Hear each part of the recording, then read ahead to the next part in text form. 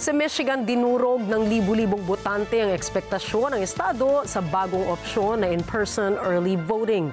Alamin natin ang mga detalye mula kay Rosel Feria. Sa estado ng Michigan, ang maagang pagboto ay isang bagong opsyon. Noong 2022, naaprubahan ang isang pagbabago sa konstitusyon na nagbibigay sa mga residente ng Michigan ng karapatang bumoto ng personal sa mga lugar ng maagang pagboto. Para sa halalan na ito, mahigit 250,000 na botante ang sinamantala ang bagong opsyon.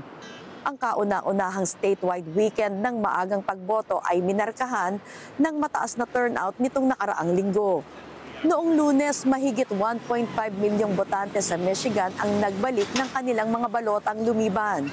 Nangangahulugan ito na halos isang kapat ng mga aktibong rehistradong botante ng estado na 24% ay nakaboto na para sa halalan sa Nobyembre. Sa kasalukuyan, ang Michigan ay itinuturing ng isang estado ng larangan ng digmaan, bahagyang nakasandalang asul, kung saan hawak ng mga demokratiko ang lahat ng mga opisina sa buong estado mula noong 2019.